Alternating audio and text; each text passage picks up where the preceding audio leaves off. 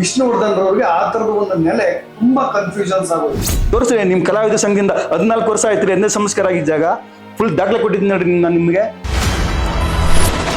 ಇಷ್ಟು ದಾಖಲೆ ಕೊಟ್ಟಿದ್ದೀನಿ ನೋಡ್ರಿ ನಿಮಗೆಲ್ಲ ಏನಾಗಿದೆ ಅಂತ. ಈಗ ನಮ್ಮ ಸ್ವಂತ ಮನೆ ಕೆಲಸ ಮಾಡ್ತಾ ಇಲ್ಲ. ನಾನು ಯಾವುದೇ ಅಧಿಕಾರಿಗಳಿಗೆ, ಯಾವುದೇ CM ಇರಲಿ, ಯಾವುದೇ ಅಧಿಕಾರಿಗಳು ನಾವು ಭಯ ಪಡೋದೇನಿಲ್ಲ. ಸಾರ್ವಜನಿಕ ಆಸ್ತಿ ಕಳೆದ 7 ವರ್ಷಗಳಿಂದ ಹೋರಾಟ ಮಾಡ್ಕೊಂಡಿದ್ದೀನಿ. ಯಾರಿಗೂ ಎದುರುವ ಅಗತ್ಯ ಇಲ್ಲ. ನಾವು ನೋಡಿದೀವಿ ಎಂತೆಂಥ ಜಿಲ್ಲಾಧಿಕಾರಿಗಳು ನೋಡಿದೀವ್ರಿ. ಮೇರು ನಟ ಡಾಕ್ಟರ್ ವಿಷ್ಣುವರ್ಧನ್ ಅವ್ರಿಗೆ ಇಷ್ಟು ಕಣ್ಣೀರು ತಂದರು, ಎಷ್ಟು ನಿರ್ಲಕ್ಷ್ಯ ಮಾಡಿದಾರೆ ಯಪ್ಪ ಅಂತ ಅಂದ್ರೆ ತುಂಬಾ ಮನಸ್ಸಿಗೆ ನೋವಾಗತ್ತೆ. ಕೊಟ್ಟ ಮಾತು ನಡೆಸಲಿಲ್ಲ, ನಿನ್ನ ನಂಬಿಕೆ ಉಳಿಸಲಿಲ್ಲ. ಸನ್ಮಾನ್ಯ ಸಿದ್ದರಾಮಯ್ಯನವರಿಗೆ 2 ಮನವಿ ಕೊಡ್ತೀನಿ, ಉಪಮುಖ್ಯಮಂತ್ರಿಗಳಿಗೆ 1 ಮನವಿ ಕೊಡ್ತೀನಿ, ಕನ್ನಡ ಸಂಸ್ಕೃತಿ ಇಲಾಖೆ ಸಚಿವರಿಗೆ ಕೊಡ್ತೀನಿ. ಇವತ್ತು ಚಲನಚಿತ್ರ ವಾಣಿಜ್ಯ ಮಂಡಳಿ ಇರ್ಬೋದು, ಕಲಾವಿದರ ಸಂಘ ಇರ್ಬೋದು, ಜೀವ ಜ್ಯೋತಿಯೇ ನನ್ನ ಒಂಟಿಯಾಗಿ ಬಿಟ್ಟು ಕರ್ನಾಟಕ ರಾಜ್ಯದ 3 ಮುತ್ತುಗಳು ಅಂದರೆ ಅದು ಅಂಬರೀಷು, ವಿಷ್ಣುವರ್ಧನ್, ಡಾಕ್ಟರ್ ರಾಜ್ಕುಮಾರ್. ಎಲ್ರಿಗೂ ಕೂಡ ಅಂಬರೀಷ್ ಅವ್ರಿಗೆ ಒಂದು ನೆಲೆ ಸಿಕ್ತು, ಡಾಕ್ಟರ್ ರಾಜ್ಕುಮಾರ್ ಅವರ ಸಮಾಧಿಗೂ ಒಂದು ನೆಲೆ ಸಿಕ್ತು. ಬಟ್ ಆದರೆ ನಮ್ಮೆಲ್ಲರ ಪ್ರೀತಿಯ ದಾದಾ ಅಂತ ಹೇಳಿ ಕರಿತೀವಿ, ಸಾಹಸ ಸಿಂಹ ಅಂತ ಏನು ಕರಿತೀವಿ, ವಿಷ್ಣುವರ್ಧನ್ ರವ್ರಿಗೆ ಆ ಥರದ ಒಂದು ನೆಲೆ ತುಂಬ ಕನ್ಫ್ಯೂಷನ್ಸ್ ಆಗೋಯ್ತು. ಇದೇ ಕರ್ನಾಟಕ ರಾಜ್ಯದ ವಿಷ್ಣು ಸೇನಾ ಸಂಘಟನೆಯ ರಾಜ್ಯಾಧ್ಯಕ್ಷರಾಗಿರ್ತಕ್ಕಂಥ ರಾಜೇಗೌಡರು ಅವಿರತ ಶ್ರಮವನ್ನು ಮಾಡ್ತಾನೆ ಬರ್ತಾ ಇದ್ದಾರೆ. ಪ್ರತಿ ವರ್ಷವೂ ಕೂಡ ಇದೇ ಅಭಿಮಾನ್ ಸ್ಟುಡಿಯೋದಲ್ಲಿ ಇರ್ತಕ್ಕಂಥ ಆ 10 ಗುಂಟೆ ಜಾಗಕ್ಕಾಗಿ. ಸರ್, ನಿಮ್ಮ ಹೋರಾಟವನ್ನು ತುಂಬ ಹತ್ತಿರದಿಂದ ಸೂಕ್ಷ್ಮವಾಗಿ ನೋಡ್ತಾ ಬರ್ತಾ ಇರೋದ್ರಿಂದ ತುಂಬ ಸೈಟ್ ಇಟ್ಟು ನೀವು ತುಂಬ ಡೈರೆಕ್ಟ್ ಇಟ್ಟು ಮಾತುಗಳು ಅಷ್ಟೇ ನೇರ ಕಠೋರ ಹರಿತವಾದರೂ ಅದರಲ್ಲಿ ಒಂದು ಅರ್ಥ ಇದೆ ಅಂತ ಅನಿಸುತ್ತೆ. ಯಾಕೆಂದರೆ ಈ ಜಾಗದ ಉಳಿವಿಗಾಗಿ ಎಲ್ಲಿಗೆ ಬಂದು ನಿಂತಿದೆ ಈ ಕೇಸು, ಏನೆಲ್ಲ ಹೋರಾಟ ಮಾಡ್ತಾ ಇದ್ದೀರಾ, ಸದ್ಯದ ಕರೆಂಟ್ ಅಪ್ಡೇಟ್ ಏನಿದೆ ಸರ್? ಇದು ಮೊದಲಿಗೆ ಯೂಟ್ಯೂಬ್ ಚಾನಲ್ಗೆ ಧನ್ಯವಾದಗಳನ್ನು ತಿಳಿಸ್ತೀನಿ. 3 ಮುತ್ತುಗಳು ಅಂದ್ಬಿಟ್ಟು ಆ ಮುತ್ತುಗಳಲ್ಲಿ ಒಂದು ಮುತ್ತಿಗೆ ಹಾಕಿ ಇಷ್ಟೊಂದು ಆಯಿತು ಕೇಳಕ್ಕೆ ಬಂದಿದ್ದೀರಿ. ತಮಗೆ ತುಂಬ ಧನ್ಯವಾದಗಳು ತಿಳಿಸ್ತೀನಿ. ಇವತ್ತು ಏನು ಹೇಳ್ತಾ ಇದ್ದೀರಿ, ಇವತ್ತು ಅಂತ್ಯ ಸಂಸ್ಕಾರ ಆಗಿದ್ದ ಜಾಗ ನಮಗೆ ಮುಖ್ಯ ಆಗಿರೋದ್ರಿಂದ 3 ಮುತ್ತಿನ ಹೆಸರು ನೀವು ಹೆಸರು ಪ್ರಸ್ತಾಪ ಮಾಡಿದ್ಮೇಲೆ ನಾವು ಅದ್ರ ಬಗ್ಗೆ ಮಾತಾಡಲೇಬೇಕು. ರಾಜ್ಕುಮಾರ್ ಅವರಿಗೆ ಜಾಗ ಕೊಟ್ಟರು, ಸ್ಮಾರಕ ಆಯಿತು. ಅಂಬರೀಷ್ ಅವ್ರಿಗೂ ಕೊಟ್ಟರು, ಅದು ಆಯಿತು. ವಿಷ್ಣುವರ್ಧನ್ ಅವ್ರಿಗೆ ಕೊಟ್ಟರು, ಅಂತ ಅಭಿಮಾನ ಸ್ಟುಡಿಯೋದಲ್ಲಿ ಆಗಿಲ್ಲ. ಸತತ 7 ವರ್ಷಗಳ ಪ್ರಯತ್ನ 2009ರಿಂದ 2016ವರೆಗೂ ಅಭಿಮಾನಿಗಳು ಶ್ರೀಮತಿ ಭಾರತಿ ವಿಷ್ಣುವರ್ಧನ್ ಅವರು ಇಷ್ಟೇ ಶ್ರಮಪಟ್ಟರು, ಅಭಿಮಾನ ಸ್ಟುಡಿಯೋದಲ್ಲಿ ಮಾಡೋಕ್ಕಾಗಲಿಲ್ಲ. ಇದರಿಂದ ಬೇಸತ್ತ ಶ್ರೀಮತಿ ಭಾರತಿ ವಿಷ್ಣುವರ್ಧನ್ ಅವರು ಮೈಸೂರಿಗೆ ಹೋಗ್ತೀನಿ ಅಂತಾರೆ.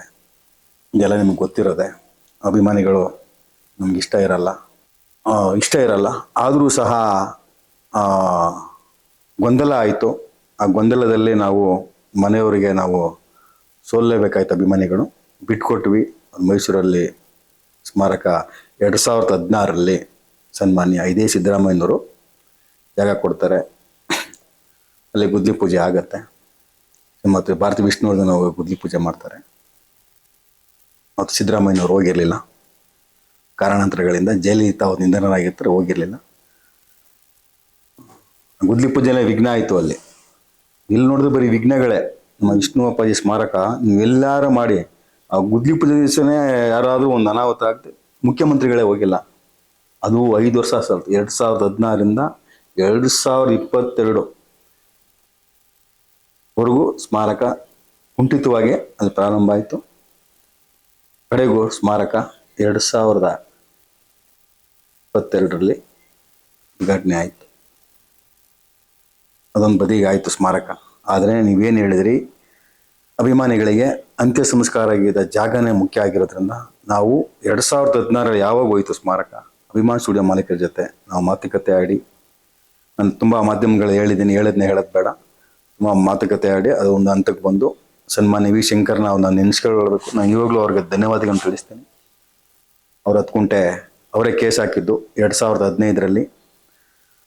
ನೀವು 10 ಎಕರೆ ಮಾರ್ಕೊಂಡು ಅಭಿವೃದ್ಧಿ ಪಡಿಸಿಲ್ಲ, ಹಾಗಾಗಿ ನಿಮ್ಮ ಮೇಲೆ ಕೇಸ್ ಹಾಕಿದ್ದೀವಿ, ನಾವು ವಶಪಡಿಸ್ಕೊಳ್ತೀವಿ ಅಂತ ಕೇಸ್ ಹಾಕಿರ್ತಾರೆ 2015ರಲ್ಲಿ. ಅದೊಂದು ಕೇಸ್ ಅದಾಗಿರುತ್ತೆ. 2015ರಲ್ಲಿ ಸ್ಮಾರಕ ಸಿದ್ದರಾಮಯ್ಯ ಅವ್ರು ಕೊಡ್ತಾರೆ.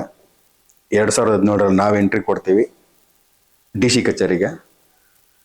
ನೀವು ಸರ್ಕಾರದಿಂದ ಅಲ್ಲಿ ಕೊಟ್ಟಿದ್ದೀರಾ, ನಮಗೆ ಇಲ್ಲಿ ಜಾಗ ಬೇಕೇ ಬೇಕು, ನಮಗೆ ಪುಣ್ಯ ಸ್ಥಳ ಇದೆ, ಬೇಕೇ ಬೇಕು, ಯಾವುದೇ ಕಾರಣಕ್ಕೂ ನಾವು ಬಿಟ್ಕೊಡೋಕ್ಕಾಗೋದಿಲ್ಲ.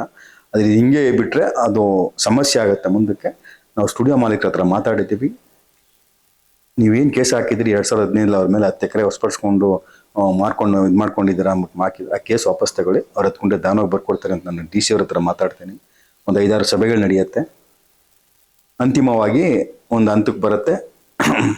ಡಿಸೆಂಬರ್ 5, 2017 ಸಭೆಗಳು ನಡೆಯುತ್ತೆ. 15ಕ್ಕೆ ನಡೆಯುತ್ತೆ. 15ಕ್ಕೆ DC ಬರ್ತಾರೆ, ತಹಸೀಲ್ದಾರ್ ಬರ್ತಾರೆ. 19ಕ್ಕೆ ಸನ್ಮಾನ್ಯ ಅಭಿಮಾನ ಸ್ಟುಡಿಯೋ ಮಾಲೀಕರು ಕಾರ್ತಿಕ್ ಬರ್ತಾರೆ, ಬರ್ಕೊಡ್ತಾರೆ. 2 ಲೆಟರ್ ಕೊಡ್ತಾರೆ. ಅವರ ಬರ್ಕೊಟ್ಟಂಥ ಅವ್ರ ಸ್ಟುಡಿಯೋ ಲೆಟರ್ಡಲ್ಲಿ ಬರ್ಕೊಡ್ತಾರೆ. ಯಾವುದೇ ಹಣಕಾಸು ತಗೊಳ್ದೇ ನಾವು ಒಂದು ಕಲಾವಿದರಿಗೆ ಕೊಡಬೇಕಾದ ಒಂದು ಗೌರವ ಕೊಟ್ಟು ನಾವು ಅಭಿಮಾನಿಗಳಿಗೆ ದಾನ ಕೊಡ್ತೇವೆ ಅಂತ ಬರ್ಕೊಡ್ತಾರೆ. ಇನ್ನೊಂದು ಲೆಟ್ರಲ್ಲಿ ನಮ್ಮ ಮೇಲೆ ಕೇಸ್ ಹಾಕಿರೋ ಕೇಸ್ ವಾಪಸ್ ಕ್ಲಿಯರ್ ಮಾಡಿಕೊಡಿ ಅಂತ ಬರ್ಕೊಡ್ತಾರೆ. ಅದಾದಮೇಲೆ DC ಅವರು ಮುಖ್ಯಮಂತ್ರಿ ಸಿದ್ದರಾಮಯ್ಯವ್ರು ಕಳಿಸ್ತಾರೆ ಲೆಟ್ರನ್ನ. ಕಂಠೀರವ ವಿಷ್ಣುವರ್ಧನ್ ಪ್ರತಿಷ್ಠಾನ ಕಳಿಸ್ತಾರೆ. ಅದೊಂದು ಪ್ರೋಸೆಸ್ ಆಗುತ್ತೆ, ಮುಗಿಯುತ್ತೆ. ಇನ್ನು ನಡುವೆ ಭಾರತಿ ಮೇಡಮ್ ಫೋನ್ ಮಾಡ್ತಾರೆ ನಿಲ್ಲಿಸಿ ಅಂತ. ಅದು ಒಂದಾಗತ್ತೆ. ಸನ್ಮಾನ್ಯ ಕುಮಾರಸ್ವಾಮಿ ಅವ್ರು ಬರ್ತಾರೆ, 2 ಮನವಿ ಕೊಡ್ತೀನಿ, ದೇವೇಗೌಡರಿಗೂ ಮನವಿ ಕೊಡ್ತೀನಿ. ಅವ್ರ ಕಾಲದಲ್ಲಿ ನಾನು ತುಂಬ ಫೋರ್ಸ್ ಮಾಡಿ DC ಅಲ್ಲಿ ಕನೆಕ್ಟ್ ಮಾಡಿ ಮುಖ್ಯಮಂತ್ರಿ ಕುಮಾರಸ್ವಾಮಿ ಅವ್ರ PA ಅವ್ರ ಹತ್ರ ಎಲ್ಲ ಮಾತಾಡಿ 10 ಕುಂಟೆನ ಏನು ಸರ್ವೆ ಮಾಡಿದ್ರು ದಾಖಲೆಗಳನ್ನ ನಾನು ಬಿಡುಗಡೆ ಮಾಡಿಸ್ಕೊಡ್ತೀನಿ. ಇಷ್ಟೆಲ್ಲ ಕೆಲಸಗಳು ಆಗಿರ್ತವೆ. ಏನೋ ನಮ್ಮ ದುರಾದೃಷ್ಟ, ಆ ಕುಮಾರಸ್ವಾಮಿ ಅವ್ರು ಏನಾದ್ರು ಇದ್ಬಿಟ್ಟಿದ್ರೆ ಅದನ್ನು ರಿಜಿಸ್ಟರ್ ಮಾಡಿಸ್ಬಿಟ್ಟಿರೋರು ಸ್ಟುಡಿಯೋ ಮಾಲೀಕರನ್ನ ಕರೆಸಿ. ಅವರು ಆ ದಾಖಲೆ 2018 ನವಂಬರ್ ತಿಂಗಳಲ್ಲಿ ದಾಖಲೆ ಬರುತ್ತೆ ನನಗೆ. ಇದು ಅಕ್ಟೋಬರ್ ತಿಂಗಳಲ್ಲಿ, ನವಂಬರ್ ತಿಂಗಳಲ್ಲಿ ಅವರು ಅಧಿಕಾರ ಕಳ್ಕೊತಾರೆ HD ಕುಮಾರಸ್ವಾಮಿ ಅವರು 2018. ಅಲ್ಲಿಂದ ಬೊಮ್ಮಾಯಿಯವ್ರು ಕೊಡ್ತೀನಿ, ಯಡಿಯೂರಪ್ಪನವ್ರು ಕೊಡ್ತೀನಿ, ಸಿದ್ದರಾಮಯ್ಯವ್ರು ಕೊಟ್ಟಿದ್ದೀನಿ 2 ಸಾರಿ. ಯಾರೂ ಸ್ಪಂದಿಸಲಿಲ್ಲ. ಹಿಂಗೆ ನಡ್ಕೊಂಬಂತು. ಏನು 2022 ಡಿಸೆಂಬರ್ ತಿಂಗಳಿನಲ್ಲಿ ನಾನು ಆಕಸ್ಮಿಕವಾಗಿ ಹೈಕೋರ್ಟ್ಗೆ ಹೋಗ್ತೇನೆ. ಹೈಕೋರ್ಟಲ್ಲಿ ನಾವು ಅಭಿಮಾನ ಸ್ಟುಡಿಯೋ ಮಾಲೀಕರು ಬರ್ಕೊಟ್ಟಿಲ್ಲ ಅಂತ ಹೇಳ್ತಾರೆ. ನಾನು ಅವಾಗ ನಿಂತ್ಕೊಳ್ತೀನಿ, ಬರ್ಕೊಟ್ಟಿದ್ದಾರೆ, ಇದು ಹಿಂಗಾಗಿದೆ, ನೀವು ಯಾರು ಒಂದು ಜಡ್ಜ್ ಮಾಡ್ತಾ ನೀವು ವಕೀಲರ ಮುಖಾಂತರ ಬನ್ನಿ ಅಂತಾರೆ ನ್ಯಾಯಾಧೀಶರು, ಹೈಕೋರ್ಟ್ ನ್ಯಾಯಾಧೀಶರು. ನಾನು ತರುವಾಯ 2022 ಜನವರಿ ತಿಂಗಳಲ್ಲಿ ನಾನು 11ನೇ ತಾರೀಕು ಜನವರಿ ತಿಂಗಳಲ್ಲಿ ನಾನು ಹೈಕೋರ್ಟ್ಗೆ ವಿಷ್ಣು ಸೇನಾ ಸಂಘಟನೆ ಹಾಗೂ ನಮ್ಮ ವಿಷ್ಣುವರ್ಧನ್ ಪುಣ್ಯಮಿ ಟ್ರಸ್ಟ್ ಅಧ್ಯಕ್ಷರು ಶ್ರೀಧರಮೂರ್ತಿ ನೇತೃತ್ವದಲ್ಲಿ ನಾವು ಇಂಪ್ಲೀಡ್ ಆಗ್ತೀವಿ. ಅದು ಹಂಗೆ ನಡ್ಕೊಂಬತ್ತಾ ಇರ್ತೈತೆ ಕೇಸು. ಕೊನೆಗೆ 2022 ಆಗಸ್ಟ್ 21 ಹೈಕೋರ್ಟು ಒಂದು ಜಡ್ಜ್ಮೆಂಟ್ ಕಾಪಿ ಕೊಡುತ್ತೆ. ಅಭಿಮಾನ ಸ್ಟುಡಿಯೋದಲ್ಲಿರುವ 2 ಎಕರೆ ಕೇಸ್ ಏನು ನಡೀತಾ ಇತ್ತು 2009 ಮತ್ತು DC ಏನು ಹಾಕಿದ್ರು 2015 ಕೇಸ್ ಅದು ನಡ್ಕೊಂಬರ್ತಾ ಇತ್ತು, ಅದನ್ನು ಒಂದು ಕ್ಲಿಯರೆನ್ಸ್ ಕೊಡುತ್ತೆ. ಏನಂತ, ಸರ್ಕಾರದ ವತಿಯಿಂದ ಮೈಸೂರಿನಲ್ಲಿ 5.5 ಎಕರೆ ಜಾಗ ಕೊಟ್ಟು ಸ್ಮಾರಕ ನಿರ್ಮಾಣಗೊಂಡಿದೆ, ಉದ್ಘಾಟನೆಗೊಂಡಿದೆ. ಆದ್ದರಿಂದ ನಾವು ಏನು ವಶಪಡಿಸ್ಕೊಂಡಿದ್ದೀವಿ 2 ಎಕರೆ ಅದು ವಾಪಸ್ ಮಾಡ್ತಾ ಇದ್ದೀವಿ ಅಂತ ಸರ್ಕಾರಿ ಅಭಿಯೋಜಕರು, ವಕೀಲರು ಅವರಿಗೆ ಒಂದು ನ್ಯಾಯಾಧೀಶರಿಗೆ ತಿಳಿಸ್ತಾರೆ. ಅದು ಒಂದು ಕಡೆ ಅಲ್ಲಿ ನ್ಯಾಯ ನಡೆಯುತ್ತೆ. ನಮ್ಮ ವಕೀಲರು 10 ಕುಂಟೆ ಜಾಗದ ಬಗ್ಗೆ ಇವರು ನಮ್ಮ ಡಾಕ್ಯುಮೆಂಟ್ಸ್ನ ನಾವೇನು ಕೊಟ್ಟಿದ್ವಿ ಅದನ್ನು ವಾದ ಮಾಡ್ತಾರೆ. ಇನ್ನೊಬ್ರು ಯಾರೋ 1/2 ಎಕರೆ ತಗೋತೀನಿ ಅಂತ ಇನ್ನೊಂದು ಸಂಘಟನೆ, ನಮ್ಮ ಇಷ್ಟು ಜನ ಸಂಘಟನೆಗಳು ಅವರು ಒಂದು ವಾದ ಮಾಡ್ತಾರೆ, ನಾವು ಪರ್ಚೇಸ್ ಮಾಡ್ತೀವಿ 1/2 ಎಕರೆ ಅಂತ. ಎಲ್ಲ ವಾದಗಳನ್ನು ಆಲಿಸಿದ ಮಾನ್ಯ ನ್ಯಾಯಾಧೀಶರು ತುಂಬ ಅಲ್ಲಿ ಚರ್ಚೆಗಳು ನಡೆಯುತ್ತೆ. ಅಂತಿಮವಾಗಿ ಆಗಸ್ಟ್ 21, 2022 ಈ ಅಭಿಮಾನ್ ಸ್ಟುಡಿಯೋದಲ್ಲಿ ಹಾಕಿದ್ದ ಕೇಸ್ಗಳನ್ನು ವಜಾ ಮಾಡುತ್ತೆ, ಕ್ಲಿಯರ್ ಮಾಡುತ್ತೆ. ನಮ್ಮ ವಕೀಲರ ವಾದಕ್ಕೆ ಸನ್ಮಾನ್ಯ ನ್ಯಾಯಾಧೀಶರು, ಹೈಕೋರ್ಟ್ನ ಉಚ್ಚ ನ್ಯಾಯಾಧೀಶರು ಇದು ನೋಡಿ 2 ಎಕರೆ ಇದು ಕೇಸ್ ನಡೀತಾ ಇತ್ತು. ಇವತ್ತು ನಿಮ್ಮ ದಾಖಲಾತಿಗಳನ್ನ ನಾವು ನೋಡಿ ನಾವು ಇದ್ರ ಬಗ್ಗೆ ಯಾವುದೇ ಕ್ರಮ ತಗೋಕ್ಕಾಗಲ್ಲ. ಇದಕ್ಕೆ ಸರ್ಕಾರ 10 ಕುಂಟೆ ಬಿಡುಗಡೆ ಮಾಡಿದರೆ ಅವ್ರು ಬರ್ಕೊಟ್ಟು ನೀವೇನಿದ್ದು ಸರ್ಕಾರದ ಸಮಸ್ಯೆ ಬಗೆಹರಿಸ್ಕೊಳ್ಳಿ, ಇಲ್ಲಿಗೆ ಕೇಸ್ ನಾವು ಕ್ಲೋಸ್ ಮಾಡ್ತಾ ಇದೀವಿ ಅಂತ ಒಂದು ಜಡ್ಜ್ಮೆಂಟ್ ಕಾಪಿನ ಆಗಸ್ಟ್ 21, 2022 ಕೊಡುತ್ತೆ ಸರ್. ಅಲ್ಲಿಗೆ ಅಭಿಮಾನ್ ಸ್ಟುಡಿಯೋ ಕೇಸ್ ಸತ 9, 10, 14 ವರ್ಷಗಳ ಕೇಸ್ ಮುಗೀತು ಸ್ಟುಡಿಯೋದವ್ರದ್ದು. ಅದಾದಮೇಲೆ ಜಡ್ಜ್ಮೆಂಟ್ ಕಾಪಿ ಬರಬೇಕು. ಸೆಪ್ಟೆಂಬರ್ 20 ಬರುತ್ತೆ ಜಡ್ಜ್ಮೆಂಟ್ ಕಾಪಿ. 1 ತಿಂಗಳಾಗತ್ತೆ ಬರೋದಕ್ಕೆ. ಆ ದಾಖಲಾತಿಗಳು ತಗೊಂಡು ಏನು ಹೈಕೋರ್ಟ್ ಏನು ಹೇಳಿತ್ತು, ಇವು ಸಮಸ್ಯೆ ಸರ್ಕಾರದ ಬಗೆಹರಿಸ್ಕೊಳ್ಳಿ, ಹತ್ಕೊಂಟೇದು. ನಾನೇನು ಮಾಡ್ತೀನಿ, ಜಡ್ಜ್ಮೆಂಟ್ ಕಾಪಿ 1 ತಿಂಗಳಾಗತ್ತೆ ಬರೋಕ್ಕೆ, ನಾನು ಯಾರಿಗೂ ಮನವಿ ಕೊಡೋಕ್ಕಾಗೋದಿಲ್ಲ, ಏನು ಮಾಡೋಕ್ಕಾಗಲ್ಲ. ಹೈಕೋರ್ಟ್ ಹೇಳಿದೆ ನೀವು ಸರ್ಕಾರದ ಸಮಸ್ಯೆ ಬಗೆಹರಿಸ್ಕೊಳ್ಳಿ ಅಂದಮೇಲೆ ನಾನು CM ಮನವಿ ಕೊಡಬೇಕು ಜಡ್ಜ್ಮೆಂಟ್ ಕಾಪಿ ತಗೊಂಡು. ಜಡ್ಜ್ಮೆಂಟ್ ಕಾಪಿ ತಗೊಂಡು ನಾನು ಏನು ಮಾಡ್ತೀನಿ, ಜಡ್ಜ್ಮೆಂಟ್ ಕಾಪಿ ಸೆಪ್ಟೆಂಬರ್ ತಿಂಗಳಲ್ಲಿ ಬರುತ್ತೆ. ಜಡ್ಜ್ಮೆಂಟ್ ಕಾಪಿ ತಗೊಂಡಾದ್ಮೇಲೆ ಅದನ್ನ ಕಾರ್ಯಕ್ರಮ ಮಾಡೋಕ್ಕೂ ನಮ್ಗೆ ತುಂಬ ತೊಂದರೆ ಆಯಿತು. ಸೆಪ್ಟೆಂಬರ್ನಲ್ಲಿ ಅಂತಿಮವಾಗಿ ತುಂಬ ಹೋರಾಟ ಮಾಡಿ chief secretary, joint secretary, tahsildar, DC ಹತ್ರ ತುಂಬ ಚರ್ಚೆಗಳು ಮಾಡಿ ಕೇಸ್ ಕ್ಲೋಸ್ ಆಗಿದೆ. ಸರ್ ಜಡ್ಜ್ಮೆಂಟ್ ಕಾಪಿನೇ ಬಂದಿಲ್ಲ, ಜಡ್ಜ್ಮೆಂಟ್ ಕಾಪಿ ಬಂದಿಲ್ಲ, ನಾವೇನು ಮಾಡೋದು, ನಾವು ಕಾರ್ಯಕ್ರಮ ನಮ್ಗೆ ಏನು ಕೊಡ್ತಾ ಇದ್ರಿ ಕೊಡಿ, ನೀವು ಕಳೆದ 2 ವರ್ಷಗಳಿಂದ ಕೊಡ್ತಾ ಇದ್ರಲ್ಲ ಕೊಡಿ, ಇಲ್ಲ ನಾವು ಕೋರ್ಟ್ಗೆ ಹೋಗ್ತಾ ಇದ್ವಿ, ನಮಗೆ ಪೂಜೆ ಮಾಡೋಕ್ಕೆ ಅವಕಾಶ ಮಾಡಿಕೊಡಿ, ಕೋರ್ಟ್ ಜಡ್ಜ್ಮೆಂಟ್ ಕಾಪಿ ಬಂದಿಲ್ಲ ಕೊಡಿ ಅಂತ ವಾದ ಮಾಡಿ ಅವ್ರ ಹತ್ರ ನಾನು 73ನೇ ಜನ್ಮದಿನೋತ್ಸವಕ್ಕೆ ಪರ್ಮಿಷನ್ ಲೆಟರ್ ತಗೋತೀನಿ. ಕಾರ್ಯಕ್ರಮ ನಾವು ಮಾಡ್ತೀವಿ. 73ನೇ ಜನ್ಮದಿನೋತ್ಸವ ಕಾರ್ಯಕ್ರಮ ಮಾಡ್ತೀವಿ. ಸ್ವಲ್ಪ ಅಡೆತಡೆ ಆಯಿತು ಸ್ಟುಡಿಯೋ ಮಾಲೀಕರಿಂದ ಅಡೆತಡೆ ಆಯಿತು. ಆದರೂ ಪರವಾಗಿಲ್ಲ. ಕೆಲವು ನಮ್ಮ ಹಿತಶತ್ರುಗಳು ಅಡೆತಡೆ ಮಾಡಿದ್ರು, ಸ್ಟುಡಿಯೋ ಮಾಲೀಕರು ಮಾಡಿದ್ರು, ಪೊಲೀಸ್ ಅಧಿಕಾರಿಗಳು ಮಾಡಿದ್ರು. ನಾನು ಯಾವುದಕ್ಕೂ ಎದೆಗೊಂದಲಿಲ್ಲ.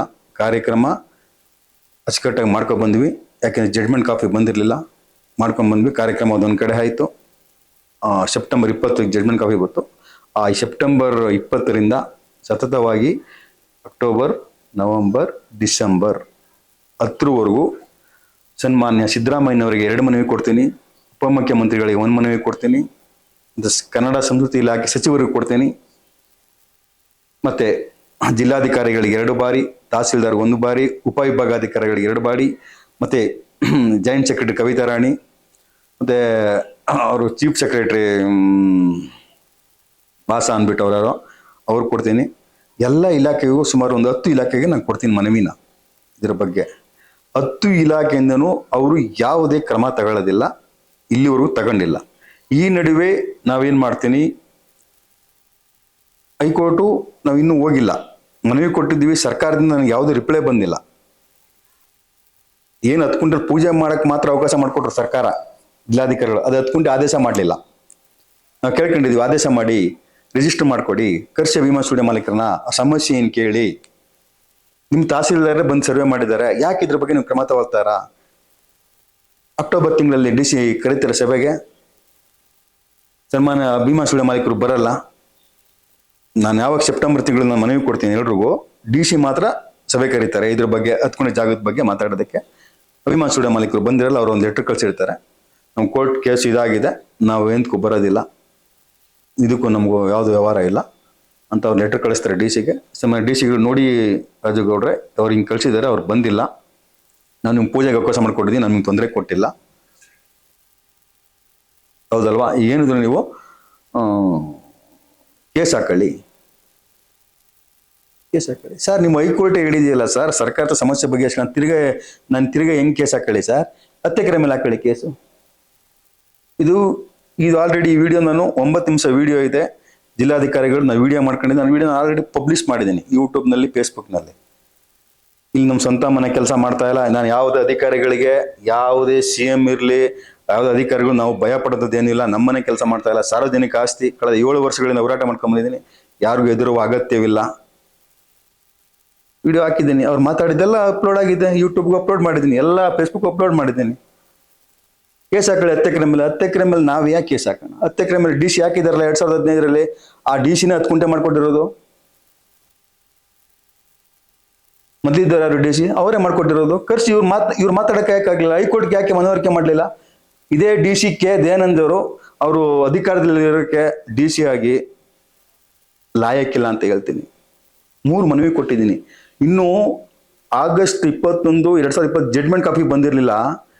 ಸರ್ ದಯವಿಟ್ಟು ನಿಮ್ಮ ಜಿಲ್ಲಾಡಳಿತದಿಂದ ಏನು 10 ಗುಂಟೆದಾಗಿದೆ ಹೈಕೋರ್ಟ್ಗೆ ಮನವಿ ಮಾಡಿಕೊಡಿ. ಅಲ್ಲಿ ಅಭಯೋಜಿಕರು ಚೇಂಜ್ ಆಗ್ತಾ ಇರ್ತಾರೆ, ನಮ್ಗೆ ಸರಿಯಾಗಿ ವಾದ ಮಾಡೋದಿಲ್ಲ.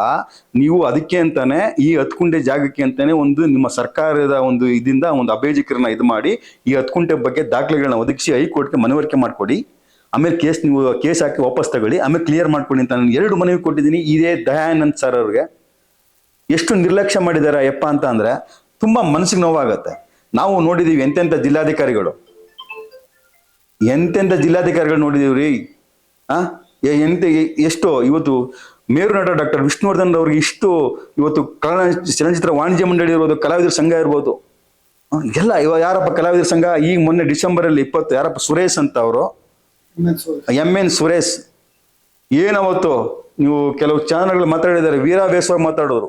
ಇದನ್ನು ತುರ್ತಾಗಿ ನೀವು ವಾಣಿಜ್ಯ ಮಂಡಳಿ ಬಗ್ಗೆ ನೀವು ಮಾತಾಡಬೇಡಿ, ಕೇವಲವಾಗಿ ದೂಷಿಸಬೇಡಿ, ನಾವು ವಿಧ ಇದ್ದೀವಿ ಅಂತ ಅಂದವರು ಡಿಸೆಂಬರ್, ಜನವರಿ, ಫೆಬ್ರವರಿ, ಮಾರ್ಚ್, ಏಪ್ರಿಲ್ ಬಂತು. ಎಲ್ರಿ ಸುರೇಶ್ ಅವರ ನಿಮ್ ಕಲಾವಿದರ ಸಂಘ ಏನ್ ಮಾಡಿದ್ರಿ? 2 ಕೇಸ್ ಮಾತಾಡ್ತಿದ್ರ CM ನ ಈ ಗಂಟೆನೆಲ್ಲ ಇನ್ನೊಂದು ವಾರದಲ್ಲಿ ಮೀಟಿಂಗ್ ತಗೊಂಡು ನಮ್ಗೆ ತಿಳಿಸ್ತೀನಿ. 2 ಸರಿ ಫೋನ್ ಮಾಡಿದ್ದೀನಿ, ಏನ್ ರಿಪ್ಲೈ ಮಾಡಿದ್ರಿ ನೀವು?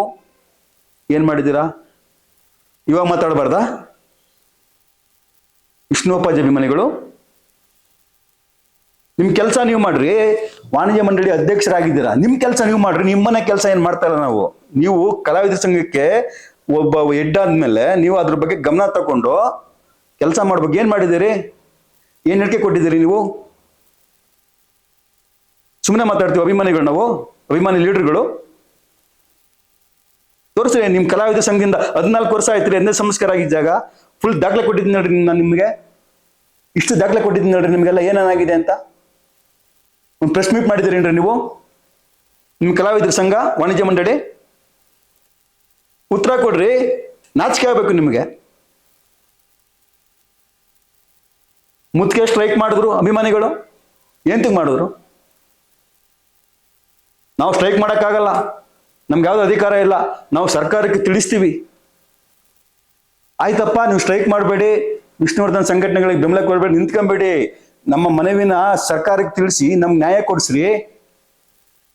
ನಾವ್ಯಾರ ಹತ್ರ ಹೋಗೋಣ? ಮನೆ ಕಡೆಯಿಂದ ನಮ್ಗೆ ಬೆಂಬಲ ಇಲ್ಲ, ಬೆಂಬಲ ಕೊಡೋದಿಲ್ಲ ಅವರು. ಯಾರ ಹತ್ರ ಹೋಗ್ಬೇಕು ನಾವು? ನಿಮ್ಮೇಲೆ ತುಂಬಾ ನಂಬಿಕೆ ಇಟ್ಕೊಂಡಿದೆ ಸುರೇಶ್ ರವರೇ. ನೀವು ಎಲ್ಲ ವಾಣಿಜ್ಯ ಮಂಡಳಿ ಅಧ್ಯಕ್ಷರ ನೀವು ನಡ್ಕೊಂಡ್ರಿ.